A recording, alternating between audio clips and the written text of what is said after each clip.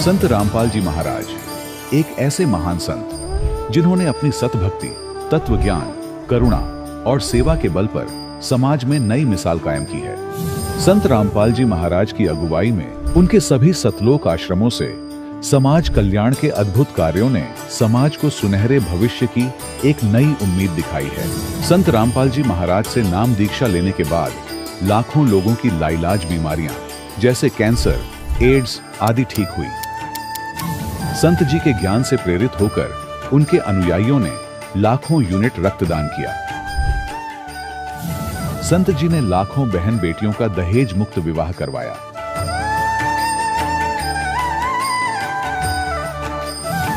संत जी ने लाखों लोगों का नशा छुड़वाया, करोड़ों उजड़े परिवार बसे। संत जी के आश्रमों में समागम के दौरान निःशुल्क नेत्र चिकित्सा, दंत चिकित्सा प्रदान की जाती है।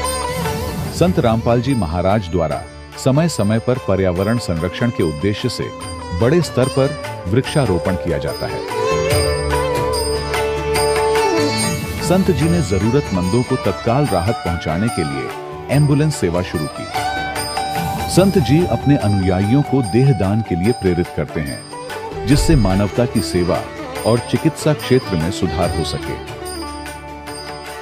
संत रामपाल जी महाराज के सभी आश्रमों में हर रोज निःशुल्क भंडारा आयोजित किया जाता है, जहां हर वर्ग, हर जाति और हर धर्म के लोग एक साथ बैठकर भोजन करते हैं।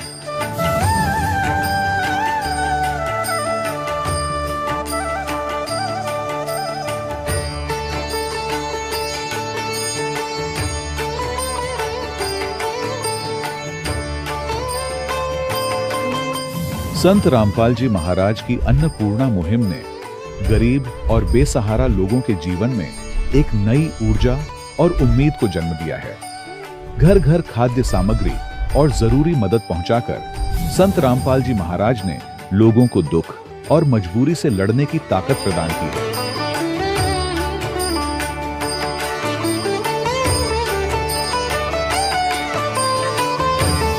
संत रामपाल जी महाराज द्वारा गरीब लोगों के लिए घर बनवाने का अद्भुत कार्य एक ऐसी मिसाल कायम कर रहा है जो सदियों सदियों संत जी की उदारता और दया भावना के तौर पर जाना जाएगा।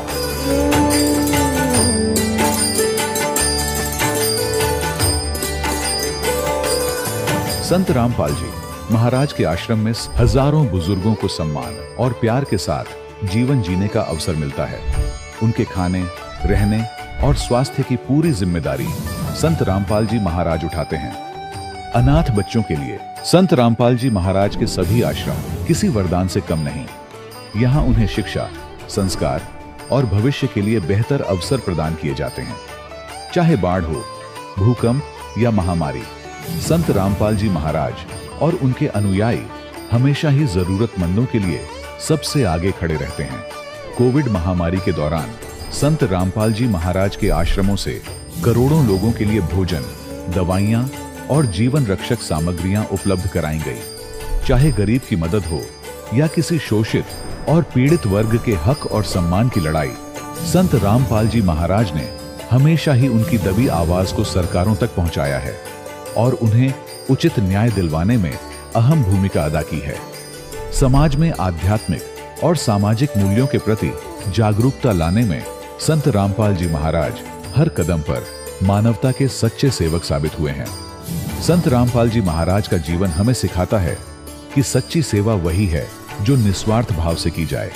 आइए हम भी इस महान सेवा के कार्य में इस महान संत से जुड़ें और संत रामपाल जी महाराज से नाम दीक्षा लेकर अपने जीवन को धन्य बनाएं।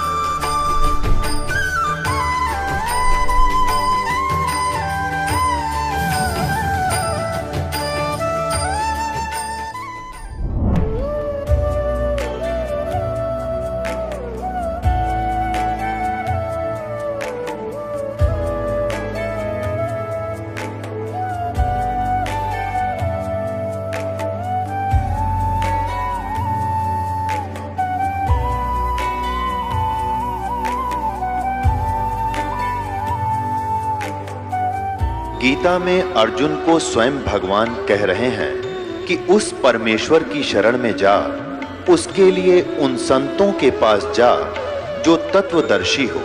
इसी प्रकार हजरत मोहम्मद को उनका अल्लाह कह रहा है कि कोई और पूर्ण परमात्मा है, उसको पाने के लिए उन तत्वदर्शी संत की तलाश कर।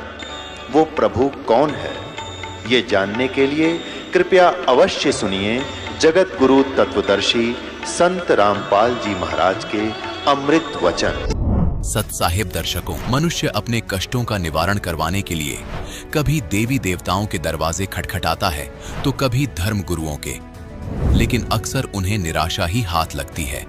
ऐसी ही कहानी है रूमित कुमार साहू जी की, जो भिलाई छत्तीसगढ़ के रहने वाले हैं। रूमित जी पहले सभी देवी देवताओं की पूजा किया करते थे और इन्होंने दामाखेड़ा कबीर पंथ से भी नाम दीक्षा ली हुई थी। लेकिन दर्शकों, इनके जीवन में ऐसा क्या हुआ कि इन्होंने एक कबीर पंथी संत को त्याग कर दूसरे कबीर पंथी संत की शरण ग्रहण की, यानी संत रामपाल जी महाराज से नाम दीक्षा ले ली। आइए जानते हैं रूमित जी की कहानी उन्हीं की जुबानी। नमस्कार सर। नमस्कार सर। सर, क्या नाम है आपका? मेरा नाम रूमित कुमार साहू है। मैं भिलाई, जिला दुर्ग, छत्तीसगढ़ से आया हूँ। रूमित कुमार जी, संत रामपाल जी महाराज से आप कब जुड़े? बंदी छोड़ जगत गुरु तत्वदर्शी संत रामपाल जी महाराज जी ने मुझे अपनी शरण में 12 फरवरी 2013 में लिया था। रूमित कुमार जी, क्या काम करते हैं आप? Sir, currently I am working as assistant professor at university and मैं एक रिसर्च स्कॉलर भी हूँ। गवर्नमेंट यूनिवर्सिटी से मेरी पीएचडी वर्क भी चल रही है। सर, संत रामपाल जी महाराज से नाम दीक्षा लेने से पहले आप क्या भक्ति साधनाएं करते थे? सर, इसके बारे में तो मैं आपको थोड़ा विस्तार से बताना चाहूँगा कि भक्ति साधना ऐसी थी सर कि मन में एक चाहत ही, या एक बोले तड़प बोलते हैं, जैसे परमात्मा जो हैं सदगुरु रामपाल जी महाराज सत्संग में बताते हैं कि हमें जो मनुष्य जन्म मिला हुआ है उसमें हमें किसी न किसी भक्ति की चाह रहती है। तो उसी के तहत कहिए जो हम भक्ति करते थे, तो हमारे घर में हम कबीरपंथ से बिलोंग करते थे, तो वहाँ पे दामाखेड़ा वाले भी हो गए, अभिलाष दास जी जो पारकी संत जिनको बोलते हैं, उनसे भी हमारे घर में आना जाना रहता था, हमारे घर में वो रुकते थे। तो मैं ये सोचता था कि यार ऐसी भक्ति कैसे हो सकती है जिसमें हमें मोक्ष मिलेगा। तो सर, इसी चक्कर में मेरी मम्मी, हमारे घर में बहुत अच्छा भक्ति का माहौल था, मेरे पिताजी भी थे, मेरी माता जी, हम लोग हर हफ्ते आस्था चैनल ये सब में कोई भी भागवत कथा आती थी उसको भी सुनते थे। देवकीनंदन ठाकुर जी हो गए, किरीट महाराज जी हो गए, मोरारी बापू जी की राम कथा हो गई। तो ये सब सुनने के साथ हमको ये तो पता चलता था कि कोई एक ऐसी स्थान है, शाश्वत स्थान है, जहाँ पे हम पहुँच सकते हैं, जिसके बाद इस 84 लाख योनियों से हम मुक्ति पा सकते हैं। तो वो मुक्ति कैसे मिलेगी? इसी फेर में सर हमारे साथ ऐसा हुआ कि हमारे एक फूफा जी हैं, वो उन्होंने बताया कि आसाराम बापू जी रायपुर में आ रहे हैं, नाम दीक्षा सेंटर है, मतलब वहाँ पे एक विधि होगी, उसके हिसाब से बच्चे और सभी लोगों को नाम मिलता है। तो सर वहाँ पे हमको सरस्वती मंत्र मिला, क्योंकि वो एक ऑप्शन दे देते हैं, 7 मंत्र रहता है जिसमें आप कोई भी एक मंत्र चूज़ कर सकते हैं। तो मैंने उनकी भी साधना की, 3 साल 3.5 साल हुए, उसको भी मैंने साधना की। उसके बाद मैं फिर दादा भगवान फाउंडेशन है जो अहमदाबाद में है, वहाँ पे निरुमा हैं और दीपक भाई हैं, उनसे भी हमने वहाँ से भी ज्ञान लिया, वहाँ पे मैंने किया 2-2.5 साल। बट सर वो जो एक अल्टीमेट क्वेश्चन था ना कि मोक्ष कैसे मिलेगा, उन्होंने ये तो बता दिया कि हम जगत में कैसे रहें, जगत में हमें कैसा व्यवहार करना चाहिए, वो तो हमें समझा चुके थे, पर हमें ये समझ में नहीं आ रहा था कि हम एक्चुअली करें क्या जिससे हमें मोक्ष मिल जाए। तो सर ये तो था, ये मेरा साइड बाय साइड चल रहा था, बट मन में ऐसा लगता था कि नहीं, मुझे हनुमान जी भी पसंद थे तो मैं उनकी भी भक्ति करता था। ऐसा नहीं कि मैं सिर्फ अट्रैक्ट था, मुझे लगता था कि नहीं, मुझे कुछ ना कुछ तो करना है। और इसी चक्कर में मैं, मतलब आप समझ लीजिए कि मैं सोमवार को शिव जी के भी व्रत रख लेता था, कभी कभी एकादशी आया तो कृष्ण जी के भी रख लेता था, मंगलवार तो फिक्स था हनुमान जी के नाम से, और गुरुवार को साईं बाबा के यहाँ, मतलब कॉलेज से जैसे ही मैं घर आता था तो शाम वाली आरती या सुबह वाली आरती मैं अटेंड करता था। और वहाँ मेरी एक प्रैक्टिस थी कि वहाँ जो गर्भगृह होता है वहाँ पे मैं बैठ जाता था साधना लगाने के लिए, कि अगर आप हैं मालिक, मतलब आप कहीं भी हैं इस दुनिया में, कहीं भी हैं, तो मैं इतना भटक रहा हूँ, मतलब मेरे को क्वेश्चन का आंसर क्यों नहीं मिल रहा है, मतलब मैं बचपन से हूँ, कोई विकार भी नहीं दे रखे हैं, जबकि मैं उस टाइम इंजीनियरिंग का स्टूडेंट भी था। तो ऐसे ही करते करते मैंने साधना की, और एक दिन ऐसा आया कि जब मैं इंजीनियरिंग के वर्ष में जब पढ़ाई कर रहा था, तो मेरी माता जी को 6 महीने हुए थे, चैनल में उन्होंने सत्संग देखना प्रारंभ किया था जगत गुरु तत्वदर्शी संत रामपाल जी महाराज जी के। तो मेरी मम्मी ने बताया कि बेटा एक ऐसा सत्संग भी आ रहा है जिसमें वो पुस्तक खोल खोल के बता रहे हैं शास्त्रों से भी, उससे भी। सदगुरु रामपाल जी महाराज, यहाँ मैं बताना चाहूँगा कि जो मैं परमात्मा बोल रहा हूँ वो कबीर साहब जी के रूप में वर्तमान समय में जगत गुरु तत्वदर्शी संत रामपाल जी महाराज जी आए हुए हैं। उन्हीं की दया से मैंने वो सत्संग सुना। उस समय मैं ज़्यादा मतलब उनसे अट्रैक्ट नहीं हुआ था, मतलब मुझे उतना इंटरेस्ट नहीं आया था। तो हुआ क्या कि मम्मी ने मुझे बताया, बेटा देखो तुम इतनी व्रत साधना करते हो, तो इसमें लिखा है कि अध्याय 6 के श्लोक नंबर 16 में बताया है कि व्रत उपास नहीं करना चाहिए। और गुरुजी का मैंने सत्संग सुना तो उसमें मैंने देखा कि वो बोलते हैं कि अगर आप व्रत उपास करते हो, अगर किसी के पिताजी हैं, तो क्यों चाहेगा कि उनका बेटा भूखे रहे, नंगे पाँव पहाड़ी चढ़े, कठोर साधना करे। तो ऐसा कोई पिताजी नहीं चाहेगा। मैं बोला बात तो एकदम सही है। अट्रैक्ट किया मुझे ये पॉइंट कि भाई व्रत उपास भी करना जरूरी नहीं है, उसके बगैर भी भक्ति हो सकती है। फिर उन्होंने, सर ऐसा हुआ कि एक प्रमाण क्या, हम तो एक प्रमाण सोचते हैं और किसी के पीछे चल देते हैं, उन्होंने तो 100 प्रमाण दे के रखे हुए हैं। तो सर ऐसा करते हुए क्या होता है कि एक दिन हमारी मम्मी ने ऑर्डर कर दिया SMS करके ज्ञान गंगा पुस्तक घर में आती है। और संयोग ऐसा बनता है सर कि मैं ऐसे तो पुस्तक पढ़ता नहीं था क्योंकि मैं एक एवरेज स्टूडेंट था, बट मैंने सिर्फ उसकी भूमिका पढ़ी और उसमें एक सृष्टि रचना है पृष्ठ नंबर 22 में। तो मैंने बोला यार इसमें लिखा क्या है, पहले किसी बुक का एक सिलेबस पढ़ते हैं। तो मैंने पढ़ते हुए देखा तो मुझे बहुत सारे क्वेश्चन के आंसर मिल गए उसमें। तो फिर मम्मी और हमारे नाना जी भी उसी समय मरणासन स्थिति में थे, तो उनके साथ प्रेरणा हुई, हम लोग सब बरवाला गए 2013 में। और आश्रम में जब हम एंट्री लेते हैं तो मतलब ऐसा लगता है कि 9 बज गया, क्योंकि मैंने पहले भी कई आश्रम में जा चुका हूँ। मेरी नानी जी राधा स्वामी पंथ में थी, तो वहाँ जब मैं जाता था तो वहाँ पे भी प्रसाद के लिए पैसे लिए जाते थे, दादा भगवान में भी पैसे लिए जाते थे, आश्रम बापू जी के यहाँ भी माला लेने के लिए भी 5 रुपये देना पड़ता था, मतलब पूरा टोटल कॉस्ट बैठता था उसमें। पर सदगुरु रामपाल जी महाराज जी के आश्रम में जैसे ही हम एंटर किए, मतलब वहाँ पे ऐसी व्यवस्था थी भगत जी, मैंने आज तक कभी ऐसी व्यवस्था नहीं देखी है। इतनी साफ़ सफाई, इतना बड़ा पंडाल, मैट्रेस का हमको सोचा कुछ बुकिंग करानी पड़ती होगी, जबकि वहाँ पे सर हम पहुँचे थे रात के 10 बजे और हमें पूरी सुविधा दी गई सतलोक आश्रम बरवाला में। सर मैंने संत रामपाल जी महाराज जी से 12 फरवरी 2013 को नाम दीक्षा ली थी। सर संत रामपाल जी महाराज से नाम दीक्षा लेने के बाद श्रद्धालुओं को बहुत लाभ होते हैं, तो क्या आपके साथ भी कुछ ऐसा हुआ? हाँ सर, लाभ तो बहुत हुए हैं। परमात्मा तो ऐसे हैं सर कि पल पल लाभ मिलते हैं। मैं इंजीनियरिंग में पढ़ाई कर रहा था, बहुत सारे हमारे सीनियर थे उस समय, ऐसे बोलते तो नहीं हैं पर उन लोग क्या है ऑफ़र करते हैं कि आप ड्रिंक करिए, ये करिए, स्मोक करिए, जवानी के दिन हैं तो ये सब करिए। सर मैं आपको रियल फैक्ट बता रहा हूँ, पहले से भी परमात्मा ने मेरे को ऐसा कुछ, मतलब जो पहले भी मैं करता था तो मेरे को नशा विकार नहीं थे। तो सर ये लाभ तो मेरे को पहला लाभ हुआ कि मैं किसी विकार में नहीं धंसा उस समय, मालिक की दया से, अर्थात सदगुरु संत रामपाल जी महाराज जी की दया से। उसके बाद ऐसा हुआ सर कि मैं एवरेज स्टूडेंट था, मैंने सोचा था खाली BE कंप्लीट कर लूँगा, फिर कोई भी छोटी मोटी जॉब करके अपने घर में रहूँगा और काम करते रहूँगा। पर मालिक की दया ऐसी प्रेरणा हुई कि उसके बाद मुझे लगा कि अब गवर्नमेंट एग्ज़ाम की तैयारी मैं कर ही रहा था, साथ ही साथ PG डिप्लोमा भी किया कंप्यूटर एप्लीकेशन में।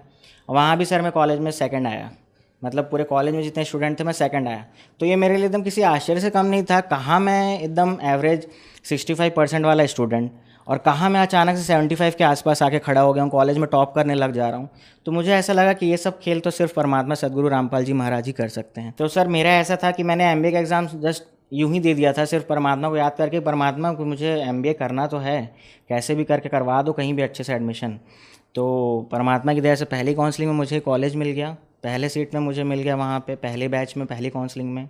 तो वहाँ पे मैंने जब लिया subject master of business administration बोलते हैं, उसमें 2 स्पेशलाइजेशन थे मेरे, marketing and human resource. College का नाम sir Bhilai institute of technology Durg है और वो सेंट्रल इंडिया का टॉप रैंक 5 नंबर पे आता है, ऐसा एक सेंटर है। और वो सेल्फ फाइनेंस इंस्टीट्यूट है, जिसको आप सर सर्च करेंगे तो आपको ईजिली उसके बारे में डिटेल्स मिल जाएगी, BIT दुर्ग के नाम से।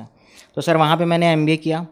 MBA करने के बाद सर वहाँ पे ऐसे ही होता है कि मतलब मैं कुछ करता नहीं था, बस क्लास में जाता था, परमात्मा का नाम लेता था और ऐसी प्रेरणा हुई थी कि मैं 1 ही महीने में अपने अध्यापकों का एकदम प्रिय छात्र बन गया था। मुझे नहीं पता कि कहाँ से मैं इतना हो गया था, जबकि कोई मेरे 10-12 के परसेंटेज पूछता तो यार ये तो एवरेज स्टूडेंट है, क्या मतलब है, इसको कोई बोल्ड वोल्डनेस नहीं है।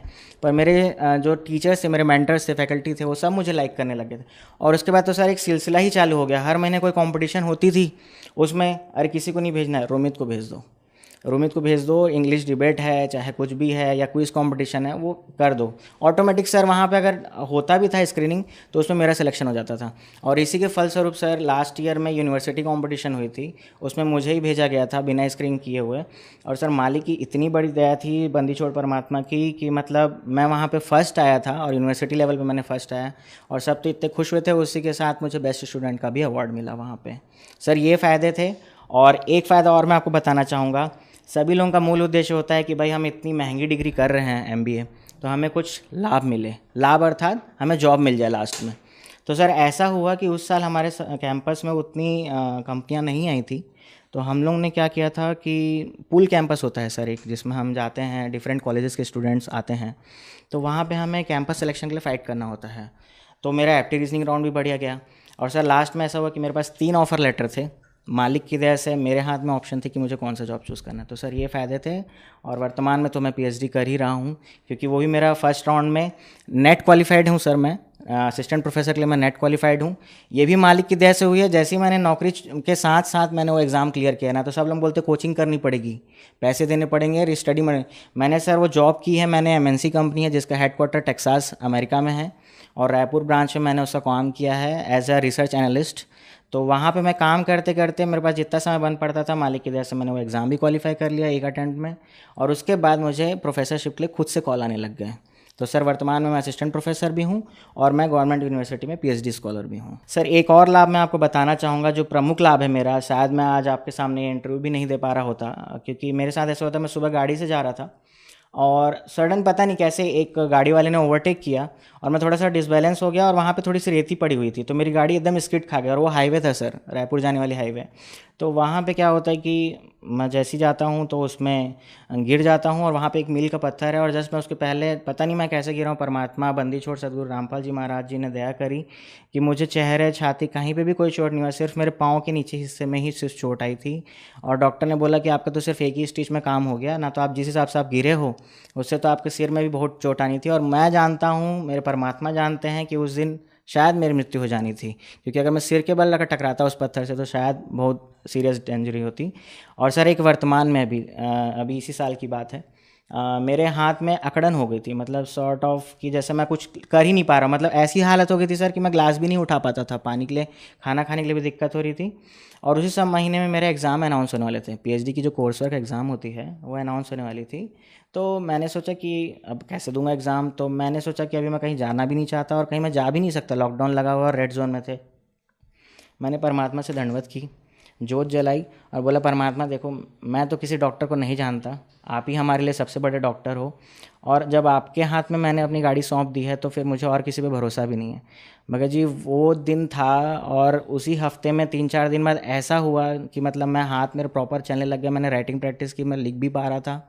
और उसके अगले हफ्ते क्या होता है कि वो एग्ज़ाम भी पोस्टपोन हो जाता है। संत रामपाल जी महाराज जी ने मुझे फिट भी कर दिया और बाद में फिर वो भी हो गया। रोमित जी, जो दर्शक आज आपको देख रहे हैं, खासकर युवा पीढ़ी को आप क्या कहना चाहेंगे?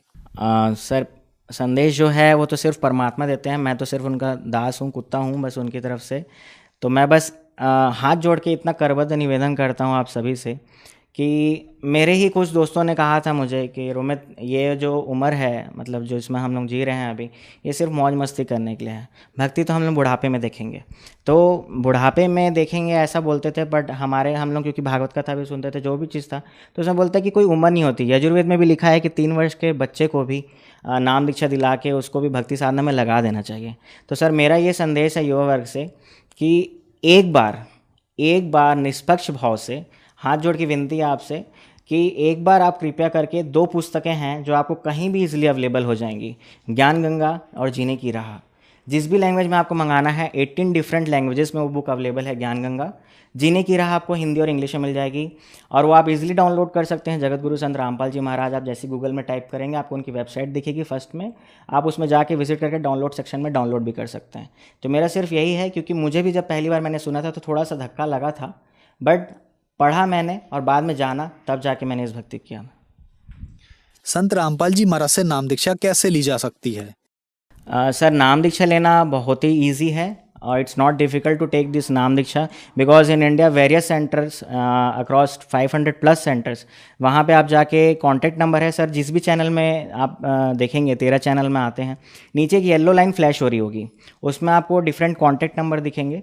उस कॉन्टैक्ट नंबर में आप अपने एरिया का पिन कोड और अपना एरिया बताइए, वहाँ के जो नियरेस्ट नाम दीक्षा सेंटर होगा वो उसका आपका एड्रेस वहाँ के कोऑर्डिनेटर आपको दे देंगे।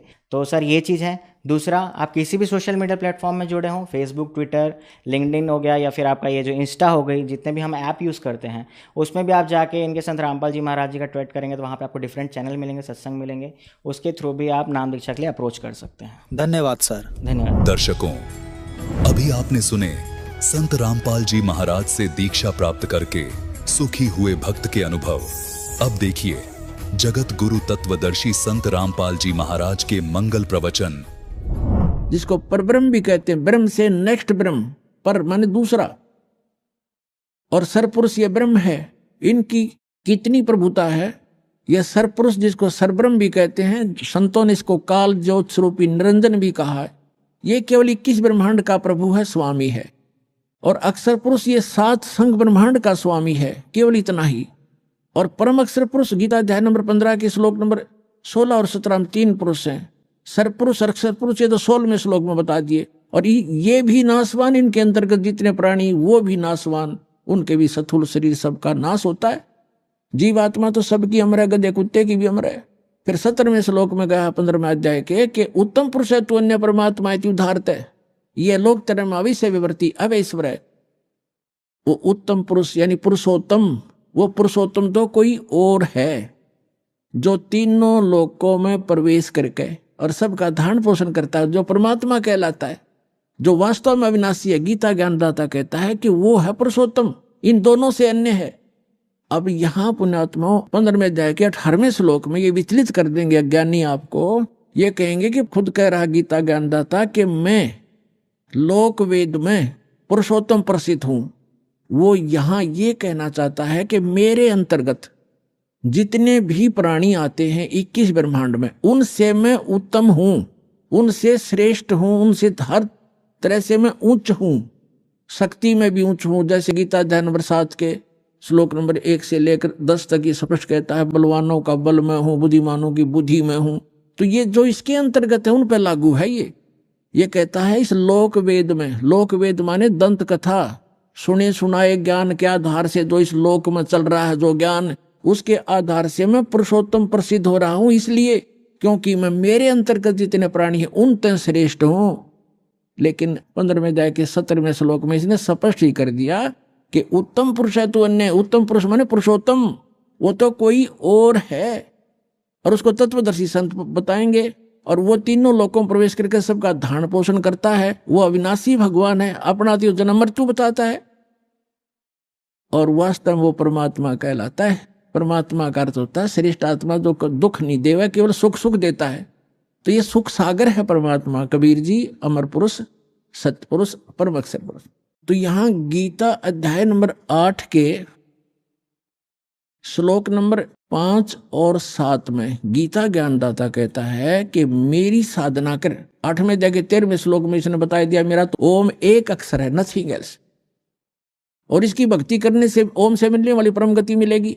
वो क्या मिलेगी? ब्रह्म लोक जाएगा। 8वें अध्याय के 16वें श्लोक में लिखा कि ब्रह्म लोक में गए हुए प्राणी भी जन्म मृत्यु में आते हैं। तो ये कहता है कि 8वें अध्याय के 5 और 7 में कि मेरी भक्ति करेगा मुझे प्राप्त होगा, लेकिन युद्ध भी करना पड़ेगा।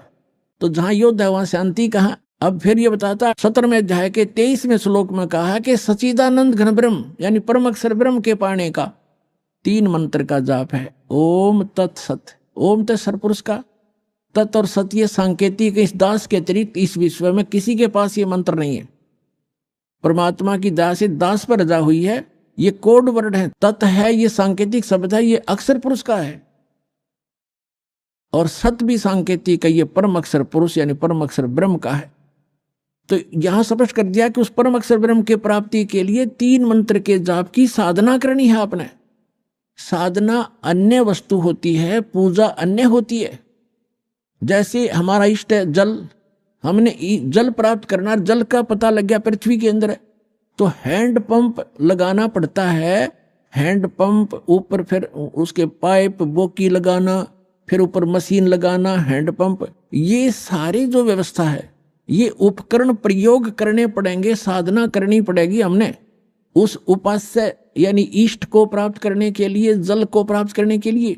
ये मंत्र हमारे पूज्य नहीं है, इन मंत्रों से हमें वो पूज्य वस्तु प्राप्त होगी, ये साधना है, ये मजदूरी है हमारी। तो यहां अभी तक ये कबीर पंथी यहां मार खा गए, इन मंत्रों को इन्होंने अवॉइड कर दिया कि तो काल के मंत्र हैं, ओम भी काल का फलाना। अरे हमने पानी जल प्राप्ति के लिए जो साधना प्रयोग करनी है वो चाहे लोहे की है, तो उस लोहे की वस्तु बिना वो जल ना मिल रहा है। इसी प्रकार ये जो मंत्र हैं ये अभी तक किसी का समझ में नहीं आए थे, उन महापुरुषों ने छोड़कर जिनको भगवान मिले। उन्होंने तो स्पष्ट किया है कि वही गुरु पूरा कहा है जो दो अक्षर का भेद बतावे। नानक साहब जी कहते हैं, जय तू पढ़िया पंडित बिन दो अक्षर दो नामा, परमति नानक एक लंघाए जय कर सत समावा। दो अक्षर का तो सतनाम है, एक ये सार नाम है, इनसे हटकर है। ओम और तत् मिलकर सतनाम बनता है दो अक्षर का।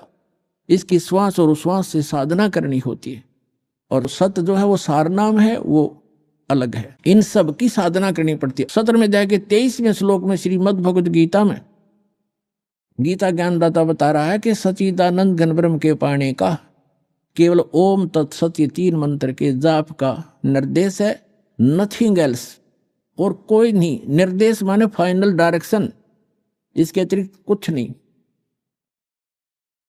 अब यहां 8वें अध्याय के 5 और 7 में तो अपने विषय में बता दिया कि मेरी साधना करेगा मुझे प्राप्त होगा, लेकिन युद्ध करना पड़ेगा। तो युद्ध करना जहां पड़ गया वहां शांति कहां। फिर 8वें अध्याय के 8, 9, 10 3 मंत्रों में स्पष्ट किया गीता ज्ञानदाता ने कि उस परम अक्षर ब्रह्म की भक्ति करोगे तो उसी के पास जाओगे। उसकी साधना का मंत्र बता ही दिया, वो ओम तत्सत। तत् और सत ये सांकेतिक है, ये खुद नहीं जानता गीता ज्ञानदाता। उसके लिए चौथे अध्याय के 32 और 34 में स्पष्ट कर दिया है मंत्र में कि जो सच्चिदानंद घन ब्रह्म परम अक्षर ब्रह्म स्वयं आते हैं यहाँ पर, वो काल पुरुष, और अपने मुख कमल से यथार्थ ज्ञान और यथार्थ भक्ति विधि बताते हैं। उसके अंदर विस्तार से कही गई है वो धार्मिक अनुष्ठानों की जानकारी, यज्ञों की। यज्ञ माने धार्मिक अनुष्ठान, साधनाएं। उसको जानने के बाद साधक फिर पूर्ण मोक्ष प्राप्त कर जाता है। उसके लिए तत्वदर्शी संतों के पास जाने के लिए गीता ज्ञानदाता कहता है। इसे सिद्ध है कि गीता ज्ञानदाता न तो तत्व ज्ञान से परिचित, और तत्व ज्ञान गीता ज्ञानदाता से अन्य है, और वो तत्वदर्शी संत भी अन्य है। तो वो ये दास है, रामपाल दास, आज विश्व में इस तत्व ज्ञान से परिचित।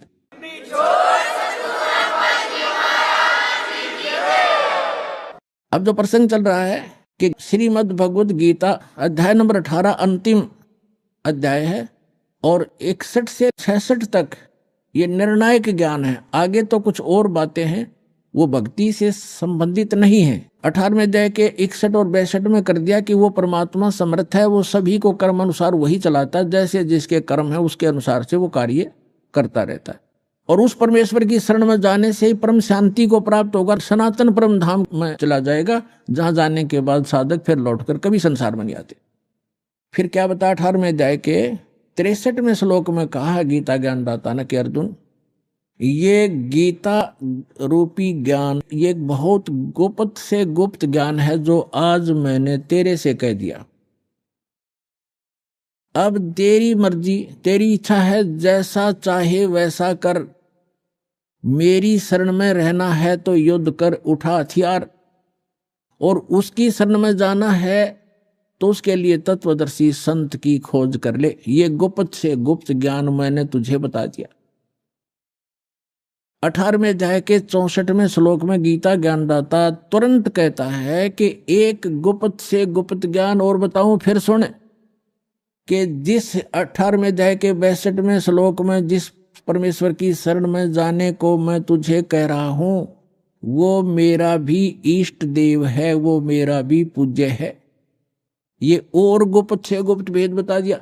अब 18वें अध्याय के 63वें श्लोक में स्पष्ट कर ही दिया कि ये गीता रूपी ज्ञान अति गुप्त से गुप्त मैंने तुझे बता दिया। और कहता है एक और गोपनीय से भी गोपनीय बताता हूं 18वें अध्याय के 64वें श्लोक में कि यही मेरा भी पूज्य देव है, इष्ट देव है। इष्ट में असी दृढ़म, ये पक्कम पक्का, नो डाउट। फिर 18वें अध्याय के 65वें श्लोक में कहा कि अर्जुन, यदि मेरी शरण में रहना है तो मैं पक्का वायदा करता हूं, मेरा सिमरण कर, मुझे नमस्कार कर, मुझे प्राप्त होगा। 18वें अध्याय के 66वें श्लोक में फिर फैसला दे दिया कि यदि तूने मेरी शरण में रहना है, तो पहले बता चुका हूं, उसकी शरण में जाना है तो सर्वधर्मान परित्यज्य माम एकम शरणम व्रज। यहां इन अनाड़ी अज्ञानियों ने व्रज का अर्थ आना किया है, जबकि व्रज का अर्थ जाना होता है। अब ये क्या कहते हैं कि अर्जुन, सर्वधर्मान परित्यज्य माम, मेरे सतर की सभी पूजाओं को छोड़कर मेरी शरण में आ जा। अरे भले आदमियों, दूसरे अध्याय के 7वें श्लोक में ये अर्जुन कहता है कि मैं आपकी शरण में हूं, आपका शिष्य हूं, मेरी बुद्धि काम करना बंद कर गई है, जो मेरे हित में हो आप मुझे राय दें। तो श्री कृष्ण जी की शरण में अर्जुन तो पहले ही था। अब ये कहो कि सर्वधर्मान परित्यज्य माम एकम शरणम व्रज, व्रज का अर्थ जाना होता, आना नहीं। जैसे इंग्लिश वर्ड गो है, गो का अर्थ कम नहीं हो सकता, आना नहीं हो सकता। कहीं सेंटेंस से उसकी कितनी बनाए जाओ, फलाना व्याकरण बनती है, फलाना बनती है, फलानी धातु बनती है, अटपट मारते हैं, मूर्ख बनाते हैं, इनको ज्ञान नहीं है। तो इसमें कहा कि सर्वधर्मान परित्यज्य माम, मेरे सतर की सभी धार्मिक पूजाएं मुझे दे दे, छोड़ दे। परित्यज्य कौन कौन सी है? ओम नाम का जाप है, जैसे ओम तत्सत, ये 3 मंत्र का जाप है, आपको दिया जाता है जिनको कंप्लीट कोर्स प्राप्त हो गया है। तो ओम जो मंत्र है ये ब्रह्म की साधना है, इसके सतर की धार्मिक कमाई है, हम इसको दे देंगे। पहले हम इसको ब्रह्मलोक में जाकर नष्ट करते थे, देवता बन जाते थे, अपना धन नाश करके फिर गधा बन जाते थे। तो अब हमें ज्ञान हो गया, हम इसका कोई प्रतिफल नहीं लेंगे, अपनी पूंजी नाश नहीं करेंगे। हमारे ऊपर इसका ऋण है, क्योंकि ये पृथ्वी इसने तप करके प्राप्त कर रखी है और हम इसमें बेमतलब आ गए। अब इसने हमें मजदूर बना लिया कि यहाँ कमाओ और खाओ और मेरा टैक्स दो, हमें मजदूर बना रखा, बंधक। तो अब परमात्मा आए हैं हमें छुड़वाने के लिए, विधि बताई कि इसका टैक्स दो, मैं तुम्हारा अकाउंट कराऊंगा और ये मजदूरी करो, इससे पीछा छुड़ाओ, चलो सतलोक में जहां से तुम आए हो, जहां कभी दुख नहीं होता।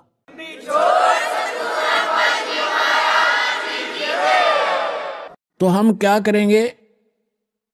सर्वधर्मान परित्यज्य माम, इसका विधान है ये खुद कहता है कि मेरे सतर की पूजा मुझे दे दे, इसका प्रतिफल मत ले। और एकम शरणम व्रज, एकम माने अद्वितीय, जिसके बराबर दूसरा ना हो, यानी सर्वशक्तिमान परमात्मा की शरण में जा। व्रज माने जाना होता, आना नहीं होता। अहम तवा सर्व पापे भो मोक्षामि मा शुच। अब ये कहता फिर मैं तुझे सब पापों से मुक्त कर दूंगा, तू चिंता मत कर। आपे कर देगा जब हम इसका ऋण दे देंगे। ये मांगे कि हमारे, ये अपने खुश हम अपने खुश। तो जब तक हम ऋणी थे, मजदूर थे इसके, तो ये हमें कोई नाच नचा रहा था, हमने नाचना पड़ा था। तो इस प्रकार हम जब यहां से चलेंगे, जैसे आपको प्रथम मंत्र दिया जाता है, वो यहाँ की संसारिक सुविधाएं, टैक्स, जैसे आपने बिजली कनेक्शन ले रखा है, टेलीफोन कनेक्शन ले रखा है और पानी कनेक्शन ले रखा है, गैस कनेक्शन ले रखा है, या किसी से बैंक लोन ले रखा है, तो उसको वापस देते रहोगे, टैक्स किराया उनका जो चार्ज है, तो आपको सुविधा प्राप्त होंगी। तो जब तक आपने संसार में रहना, यहाँ की जो सुविधा तुम्हें चाहिए वो प्रथम मंत्र से मिलेंगी, उनके बीच के 5 नामों से। और फर्स्ट एंड लास्ट जो मंत्र है, ये आपकी भक्ति में, सतलोक जाने की भक्ति में अलग से कमाई साथ जुड़ती है। अब ये जो मंत्र है आपके, पहला मंत्र आपको यहाँ कंठ कमल तक बरी कर देगा। जब आप यहाँ से चलोगे तो सबसे पहले आत्मा मूल कमल में जाएगी, वहां गणेश जी का कमल है, उनका ऑफिस है, वहां से अपना अकाउंट क्लियर कराएगा। फिर आएगा ब्रह्मा जी के लोक में स्वाद चक्र में, उसके बाद विष्णु जी के लोक में नाभि चक्र में, फिर शिव जी के लोक में हृदय चक्र में, फिर देवी के लोक में कंठ चक्र में, फिर ये त्रिकुटी में पहुंचेगा। और ये नकली राधा स्वामी वाले, धन धन सतगुरु वाले नो के साढ़े गुरु जी तब सीधा नाम बताते हैं, असं तो सीधे त्रिकुटी में जाते हैं। खाक त्रिकुटी में जाते हो? त्रिकुटी को बरवाले का बस स्टैंड है, पैदल चला जा तो पहुंच गया, साइकिल उठा लिया तो पहुंच गया। त्रिकुटी में जाने के लिए अंगा लगेगा। तब त्रिकुटी में जब हम जाएंगे तो उसमें ये 3 मंत्र के जाप हैं, ओम तत्सत। ओम का अकाउंट हम त्रिकुटी पर देंगे इसको, वहां परमात्मा मिलेंगे इस दास के रूप में आपको, जो यहाँ सच साधना और सच्ची लगन दास के अंदर एज ए गॉड होगी।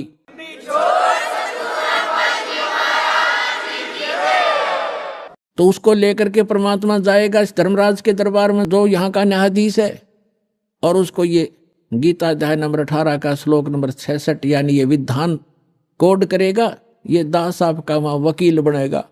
कबीर साहब कहते हैं, कर लो गुरु वकील मुकदमा भारी है, ये कर लो गुरु वकील मुकदमा भारी है।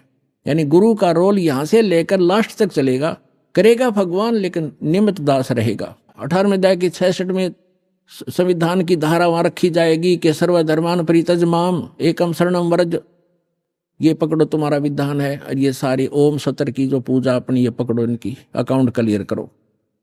इससे हम 11वां द्वार पार कर जाएंगे। 11वां द्वार पार करके हम प्रवेश करेंगे जब वहां अक्षर पुरुष का लोक आएगा। 7 संग ब्रह्मांड है, उससे पार होने का जो हमने किराया देना है, वहां से उसका साधन हमें मिलेगा और उसके प्रतिफल में हम इस तत्व मंत्र की कमाई उसको देंगे। वो हमें 12वें द्वार में जा छोड़ेगा। 12वां द्वार पार करके हम सतलोक चले जाएंगे। वहां जाकर फिर कभी लोग लौट कर संसार में नहीं आएंगे। बोलो सतगुरुदेव।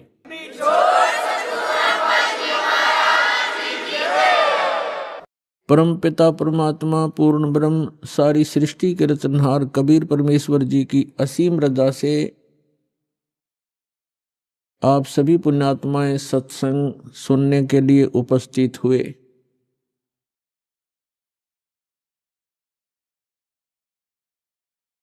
सत्संग में आने से जीव को पता चलता है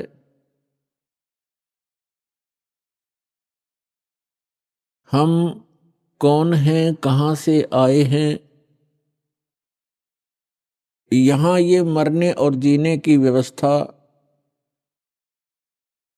किस कारण से बनी हुई है। इस बात को प्रत्येक प्राणी महसूस करता है। जन्म हुआ अच्छी बात, परिवार हो गया बहुत ही अच्छी बात, पुत्र पुत्री हुए, संपत्ति कोठी बनी, बस क्या कहने। और फिर मृत्यु, ये मृत्यु वाली बात है, ये खटकती है। अब ये मृत्यु जो होती है ये एकदम विपरीत स्थिति है। सारा जीवन संतान के पोषण में, संपत्ति के जोड़ने में, कोठी और महल बनाने में लगा देता है प्राणी। और 1 मिनट के बाद पता नहीं पुत्र की मृत्यु हो जाती है, पुत्री मर जाती है, पुत्र वधू मर जाती है, मां की मृत्यु हो जाती है, परिवार का परिवार भी नाश हो जाता है। तो यहां हमारी बुद्धि कभी नहीं जाती कि ऐसा क्यों हो रहा है।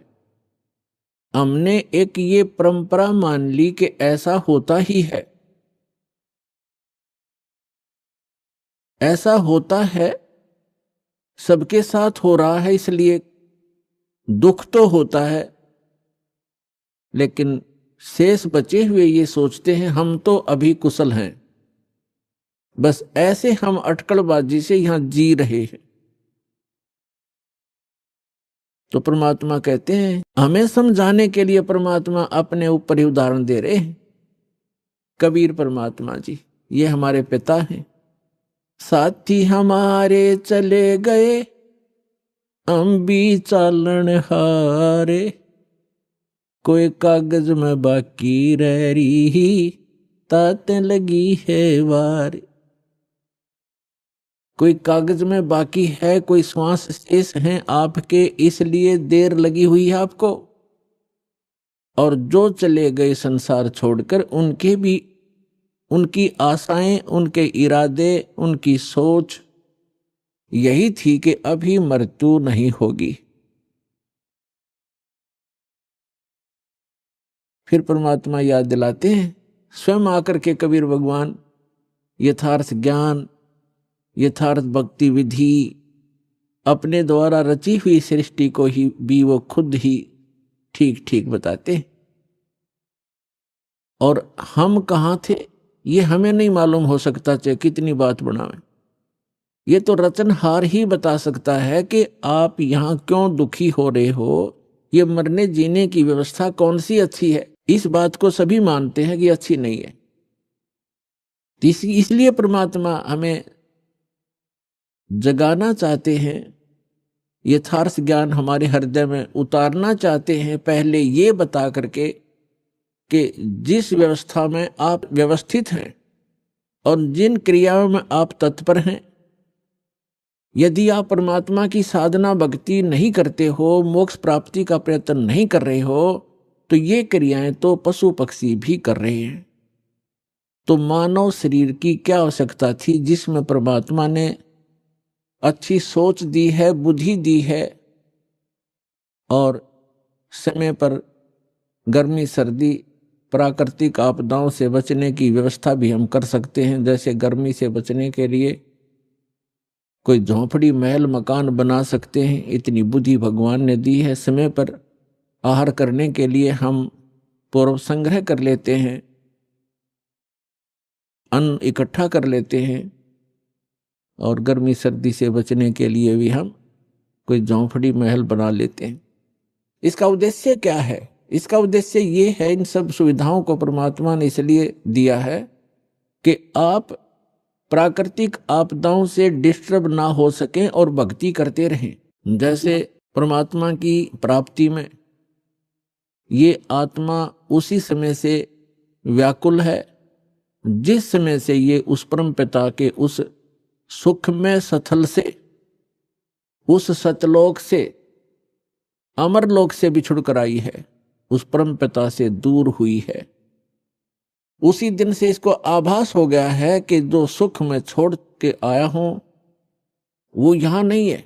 उसकी खोज में फिर ये अपनी अटकलबाजी से, जीव सोच से सोचने लगता है, प्रयत्न करता है। जैसे कोई निर्धन है, वो सोचता है कि धनवान सुखी होंगे, धन में सुख होगा। और धनी व्यक्ति को स्वप्न में भी सुख नहीं होता। उन आत्माओं, निर्धन को तो ये बात जचे नहीं कि धनवान सुखी नहीं, लेकिन किसी धनवान यानी मायाधारी से मिलकर देखना, उसके ऊपर कितनी समस्याओं का पहाड़ होगा, आप सोच भी नहीं सकते। जहां माया है वहां शीतलता नहीं हो सकती। जहां भट्ठी अग्नि की तप रही हो वहां शीतलता नहीं हो सकती। ये माया अग्नि की भट्ठी है, इसके निकट बैठकर प्राणी कभी भी शीतलता महसूस नहीं कर सकता। धनी व्यक्ति सोचते हैं कि राजा लोग सुखी होंगे। राजा को सुख स्वप्न में भी नहीं होता। आपको ऐसा लगता है जैसे इसके आगे पीछे बड़ी सेना चलती है, बड़े बड़े अधिकारी सलूट लगा रहे होते हैं, ये महासुखी होगा, कारों में चलते हैं। सपने में भी सुख नहीं है इनको, क्योंकि हमने सुख का पता ही नहीं जो सुख होता है। राजा लोग समझते हैं कि ऊपर के ये देवता लोग सुखी होंगे स्वर्ग आदि में। स्वर्ग के देवता सोचते हैं इंद्र सुखी होगा, जो देवराज है, देवताओं का राजा है। और देवराज सोचता है कि ब्रह्मा विष्णु महेश सुखी हैं। ब्रह्मा विष्णु महेश कहते हम स्वप्न में भी सुख नहीं हमारे को। आपने भगवान विष्णु की कथा पढ़ी होगी, बहुत बार सुनाई है। देवी भागवत प्रथम स्कंद में खुद स्वीकार करते हैं श्री विष्णु जी, ब्रह्मा जी को बता रहे हैं कि मैं अधिकतर समय में तप करता हूं और तप से अपने बैटरी चार्ज करके सिद्धियां प्राप्त करके फिर राक्षसों के साथ युद्ध करता हूं। कभी मुश्किल से कोई समय मिलता है तो लक्ष्मी के साथ सुखपूर्वक समय बिता पाता हूं। तो खाक सुख है यहां पर। परमात्मा बताते हैं झूठे सुख को सुख कहे, ये मान रहा मन मोद, सकल चबीना काल का, कुछ मुख में कुछ गोद।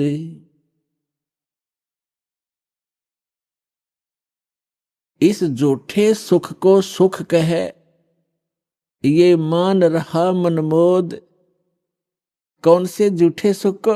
एक व्यक्ति बता रहा था कि मेरे एक कन्या ने जन्म लिया, जन्म से उस कन्या के गुदा स्थान नहीं था। इसको देखकर मेरे ऊपर पहाड़ टूट गया समस्या का, महा दुखी हो गया मैं। डॉक्टर के यहां लेकर गया मेडिकल में। जिस वार्ड में मेरी बेटी को भर्ती किया उसमें ऐसे 3-4 केस और थे। तब मुझे कुछ राहत मिली कि मेरे जैसे और भी दुखी हैं। बताओ इससे क्या लाभ मिला उसको? अपना मन में मान लिया कि चलो और भी दुखी हैं तो मैं भी दुखी हूं, कोई बात नहीं। क्या वो दुख हल्का हो गया? क्या गुदा स्थान बन गया बेटी का? तो पुण्यात्माओं, इसे गंदे लोक में रह रहे हम। यहां सुख नाम की चीज नहीं है। हम एक दूसरे को दुखी देखकर उससे हल्का दुख हो या उसके बराबर हो, हम अपने राहत मान लेते हैं। यहां कोई विकल्प नहीं है। जैसे एक व्यक्ति के 3 पुत्र थे, एक पुत्र की मृत्यु होगी, बहुत दुखी, बुरी तरह रो रहे हैं, आहार भी नहीं कर रहे हैं। शोक व्यक्त करने वाले व्यक्तियों में एक ऐसा व्यक्ति उपस्थित था जिसका एक ही पुत्र था, वही मृत्यु को प्राप्त हो चुका था। तो सांत्वना देने वालों ने कहा कि देख भाई, यहां तो ऐसा ही है, सभी की मृत्यु होती है, ये तो भगवान हवाला बात है, चिंता मत करो।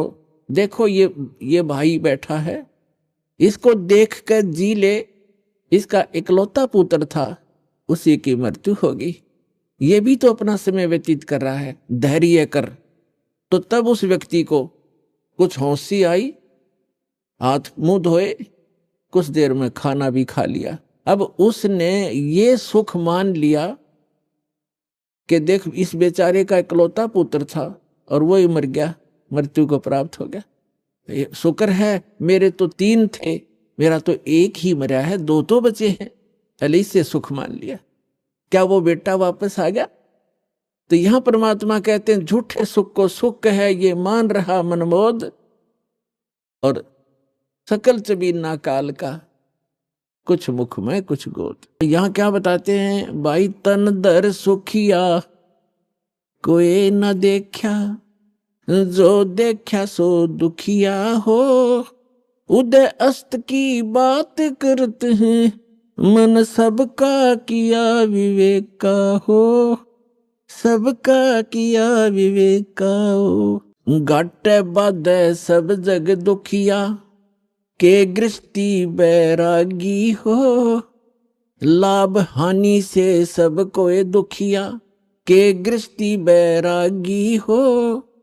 सुख देव ने दुख के डर से, गर्भ में माया त्यागी हो, गर्भ में माया त्यागी हो। तंदर सुखिया कोई न देखा, जो देखा सो दुखिया हो। उदय अस्त की बात करते हैं, मन सबका किया विवेक का हो, सबका किया विवेक का हो। अभी आपने सुने संत रामपाल जी महाराज के मंगल प्रवचन। आइए अब सुनते हैं संत रामपाल जी महाराज से नाम दीक्षा लेकर सतभक्ति करके अद्भुत लाभ प्राप्त करने वाले अनुयायी के विचार। दर्शकों, हिंदू समाज में देवी दुर्गा जी को आदिशक्ति और सर्व सुखद देवी के रूप में पूजा जाता है। कहा जाता है कि यदि कोई देवी दुर्गा जी की पूजा कर ले और उनसे अर्चना करे तो वह माता कभी किसी को खाली हाथ जाने नहीं देती। लेकिन दर्शकों, आज बदरपुर दिल्ली की रहने वाली सुंदर देवी जी का अनुभव सुनने के बाद आपकी धारणा बिल्कुल बदल जाएगी, क्योंकि सुंदर देवी जी 32 सालों से देवी दुर्गा जी की पूजा कर रही थीं। लेकिन फिर भी इन्हें अपने जीवन में कोई राहत नहीं मिल रही थी, ये मानसिक शारीरिक रूप से पीड़ित थी और दैविक शक्तियों से भी परेशान थी। दर्शकों, सुंदर देवी जी का कहना है कि मेरी जिंदगी तब बदली जब मुझे संत रामपाल जी महाराज की शरण मिली। आइए जानते हैं कि आखिर क्यों सुंदर देवी जी ने अपनी पारंपरिक भक्ति साधनाओं को त्याग कर संत रामपाल जी महाराज की शरण ग्रहण की। सुनते हैं सुंदर देवी जी की कहानी उन्हीं की जुबानी। नमस्कार जी। सत साई जी सर। क्या नाम है बहन जी आपका? मेरा सुंदर देवी नाम है। बहन जी आप कहाँ से आए हैं? मैं दिल्ली बदरपुर से आई हूँ। बहन जी संत रामपाल जी महाराज से नाम दीक्षा आपने कब ली? 2010 में। संत रामपाल जी महाराज से नाम दीक्षा लेने से पहले क्या आप कोई भक्ति साधना भी करते थे? हाँ जी, हिंदू धर्म होने के कारण सभी देवी देवताओं की पूजा करते थे और देवी को मैं इष्ट मानती थी। बहन जी आपने बताया कि आप हिंदू धर्म में होने के कारण देवी देवताओं की पूजा करते थे और देवी को अपना इष्ट मानते थे, तो इन सब भक्ति साधनाओं से क्या आपको कोई लाभ भी प्राप्त हुए? नहीं सर जी, मुझे कोई भी लाभ प्राप्त नहीं हुए। मैं बहुत दुखी रहती थी इन पूजा को करते करते। इतनी दुखी थी कि बहुत ही ज़्यादा। मैं शरीर से भी दुखी, मानसिक से भी, आर्थिक सब चीज़ से दुखी हो गई थी। देवी ने मुझे बिल्कुल पागल कर दिया था। कहते हैं लोग देवी देवी, लेकिन देवी की पूजा करते करते मैं बिल्कुल पागल हो गई थी। जैसे देवी मुझे आदेश करती थी मैं वैसे ही काम करने लगती थी। मुझे कहती थी तो कूड़ा चुग ले, तो मैं कूड़ा चुग लेती थी। इतनी मतलब दुखी हो गई थी मैं, बहुत ही दुखी हो गई थी उनसे। 32 साल तक मैंने बहुत परेशानी उठाई है देवी के चक्कर में। और मेरे जो है शरीर में सारे में सब में दर्द रहता था कि जहाँ भी कहीं मैं कीर्तन में या घर में गीत भी गाने लगते थे देवी के, जब भी मैं खेलने लगती थी, लेकिन सब जगह झाड़ फूंक श्यानन को भक्तन को सबको दिखाया, पर कहीं से भी मुझे कहीं से भी कोई लाभ नहीं हुआ। मैं बहुत ही शरीर से दुखी हो चुकी थी और ऐसा लगता था कि बस जिंदगी रहे ना, इससे तो आत्महत्या कर लूँ। इतनी परेशान हो गई थी मैं इसके देवी के चक्कर में, लेकिन कहीं से भी मुझे कोई सुख आराम नहीं मिला।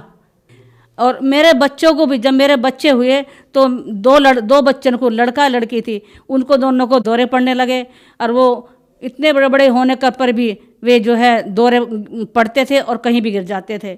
अब मैं खुद भी परेशान और मेरे बच्चे भी परेशान। मैं कहाँ कैसे कैसे उठाऊँ। वो जवान भी हो गए तब भी उनकी हालत ऐसी ही रही। उन्हें कहीं से भी, इतने सारे मैंने अस्पतालों में, दिल्ली के कैलाश, अपोलो और सफदरजंग मेडिकल, बत्रा हॉस्पिटल, सब में मैंने उसका इलाज कराया, पर कहीं से भी मेरे बच्चों को कहीं से भी कोई आराम नहीं है। उनके दौरे बंद नहीं हुए और ऐसे ही पड़ते रहे। मैं दवाई करती रही लेकिन उन्हें कोई भी आराम नहीं हुआ। मेरे बच्चे भी बहुत दुखी रहे और मैं भी बहुत दुखी रही। और मुझे जो है 15 साल तक उसी दौरान देवी की इतनी भक्ति करती थी और भक्ति करते करते भी मुझे टीबी की बीमारी हो गई। चार बार मैंने टीबी का इलाज करवाया, 2-3 साल का कोर्स करा, लेकिन फिर भी मुझे उनसे भी कोई आराम नहीं हुआ। बहन जी आपने बताया कि आप देवी दुर्गा की पूजा करती थी, उनको अपना इष्ट मानती थी और उनकी भक्ति से आपको कोई लाभ नहीं हुए, बल्कि परेशानियां ही परेशानियां रहीं। आपका पूरा जीवन दुख में बीता और आपने 32 साल तक दुख उठाए। आपको टीबी की बीमारी हो गई, 15 साल तक आपको टीबी की दवाई खानी पड़ी, लेकिन उससे आपको कोई राहत नहीं मिली। इसके अलावा आपके दोनों बच्चों को मिर्गी के दौरे पड़ने लगे और आपने अपना मानसिक संतुलन खो दिया। तो फिर संत रामपाल जी महाराज के बारे में जानकारी आपको कहाँ से मिली? सर जी मेरे दामाद हैं सर जी, उन्होंने मुझको जो है एक सीढ़ी दी कि मम्मी आप इस सीढ़ी को देखो। तो तब तो मैंने वो सीढ़ी देखी नहीं, उन्होंने लगा के भी दिखाई तो मैंने उनसे मना कर दिया, नहीं मैं तो सब गुरुजी ऐसे ही हैं, मेरा तो इन सब से जो है बिल्कुल विश्वास उठ चुका है और मेरा कहीं भी मन नहीं करता किसी भी कुछ देखने के लिए। फिर मैं 3-4 महीने तक जो है चुप रही, ये मेरे से समझाते रहे पर मुझे समझ में नहीं आया। फिर मैंने खुद परमात्मा की, भगवान की पता नहीं मेरे पे ऐसी रजा हुई, मैंने इनके कमरे पे जाके खुद ही मैंने कहा कि तुम अपने सत्संग में कब जाओगे, मुझे अपने सत्संग में लेकर चलो, मैं बहुत दुखी हो चुकी हूँ। तो फिर इन्होंने कहा कि ठीक है सर जी। फिर मैं संत रामपाल जी महाराज के आश्रम में गई, मैंने वहाँ से नाम दीक्षा ली। बहन जी हम संत रामपाल जी महाराज के अनुयायियों से मिलते हैं तो उनको संत रामपाल जी महाराज से नाम दीक्षा लेने के बाद आध्यात्मिक, भौतिक, मानसिक और शारीरिक लाभ जरूर होते हैं। तो क्या संत रामपाल जी महाराज से नाम दीक्षा लेने के बाद आपको भी कोई ऐसे लाभ प्राप्त हुए? हाँ जी सर जी हुए। मुझे सबसे पहला लाभ तो ये हुआ कि जो मुझे देवी जो मेरे सिर आती थी, वो जो उससे मैं बहुत परेशान थी, बहुत दुखी थी। और जब मैं उनसे नाम ले लिया संत रामपाल जी महाराज जी से, तो मैं बिल्कुल ठीक हो गई उसी दिन से ही। जिस दिन से मैंने नाम लिया उस दिन से ही मुझे नहीं पता लगा वो कहाँ चली कहाँ नहीं। कुछ नहीं रही मेरे शरीर। मेरा शरीर ऐसा हो गया जैसे फूल हो गया हो, नहीं तो मेरे शरीर पे इतना बोझ रखा रहा हर वक्त, जैसे कितना मन बोझ रखा है। और उसके बाद मैं बिल्कुल जो है ठीक हो गई जब से मैंने संत रामपाल जी महाराज जी की से नाम दीक्षा ली। दूसरा लाभ भगत जी ये था कि मेरे जो है बच्चों को जो है मिर्गी के दौरे पड़ने लगे थे, 2 बच्चों को, और वे बड़े बच्चे जवान होते गए पर दौरे बंद नहीं हुए। मैंने जो है बड़े बड़े अस्पतालों में, अपोलो में जैसे दिल्ली में है, और सफदरजंग है दिल्ली में, मेडिकल है, और बत्रा हॉस्पिटल दिल्ली में है, प्राइवेट हॉस्पिटल, उनमें सब में इलाज कराया। एक नवअड्डे के अंदर है कैलाश हॉस्पिटल, वहाँ भी इलाज कराया, पर सर जी कहीं से भी मेरे बच्चों को आराम नहीं हुआ। लेकिन जब से संत रामपाल जी महाराज जी की नाम दीक्षा ली है तब से उनके भी दौरे बंद हो गए। भगत जी तीसरा लाभ मुझे ये था कि मेरे जो है टीबी हो गई थी, और टीबी का इलाज मैंने 15 साल तक करवाया, लेकिन भगत जी मुझे कुछ भी आराम नहीं हुआ।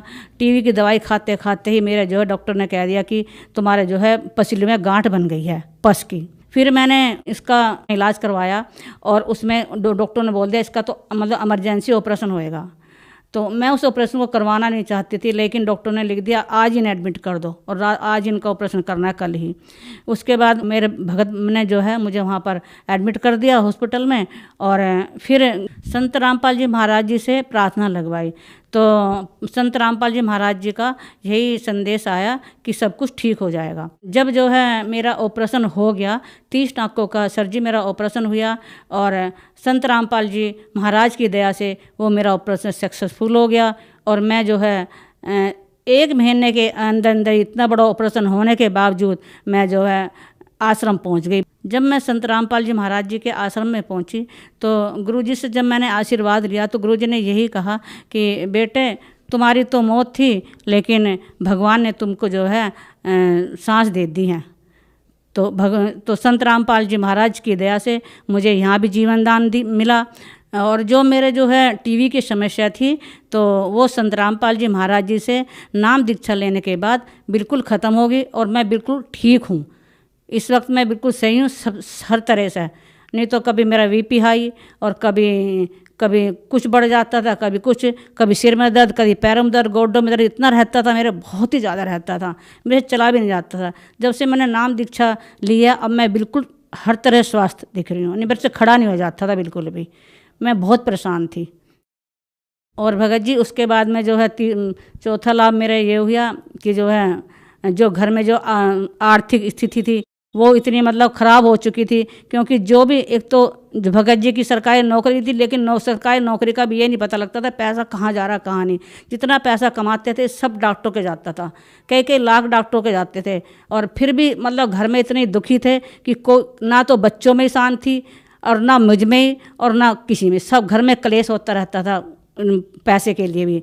तो इतने दुखी थे, बहुत ही परेशान थे हम।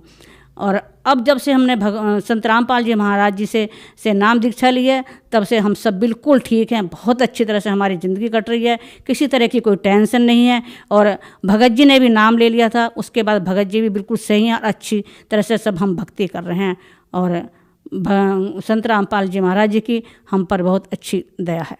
बहन जी, संत रामपाल जी महाराज से नाम दीक्षा लेने के बाद आपको बहुत सारे लाभ प्राप्त हुए। आपको जो 32 साल से प्रेत बाधा थी वो भी ठीक हुई। आपको जो 15 साल से टीबी की बीमारी थी वो भी संत रामपाल जी महाराज की कृपा से ठीक हुई। और आपके बच्चों को जो मिर्गी के दौरे आते थे वो भी संत रामपाल जी महाराज से ठीक हुए। और आपके पति को भी संत रामपाल जी महाराज ने बहुत सारे लाभ दिए। संत रामपाल जी महाराज ने आपका जीवन खुशियों से भर दिया।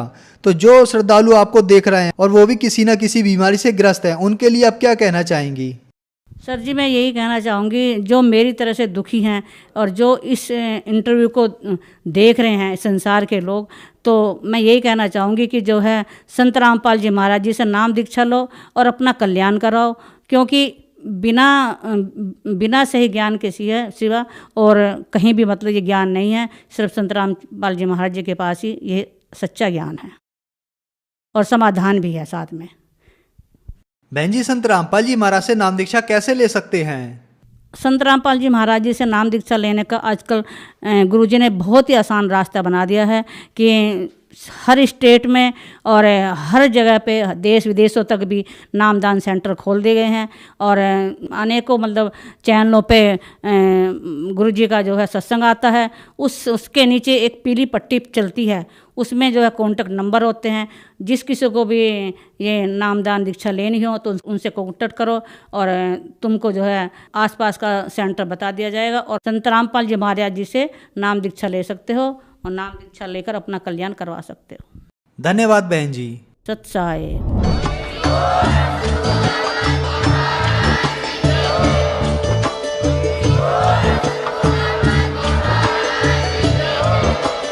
आप सुन रहे थे जगत गुरु तत्वदर्शी संत रामपाल जी महाराज जी के मंगल प्रवचन। अधिक जानकारी के लिए विजिट कीजिए हमारी वेबसाइट www.jagatgururampalji.org। संत रामपाल जी महाराज जी के शुभ आशीर्वाद से पूरे विश्व भर में 500 से भी ज्यादा नाम दीक्षा केंद्र हैं, जिन पर संत रामपाल जी महाराज जी द्वारा ऑनलाइन निशुल्क नाम दीक्षा दी जा रही है। अपने नजदीकी नाम दीक्षा केंद्र का पता करने के लिए संपर्क करें 8222880541।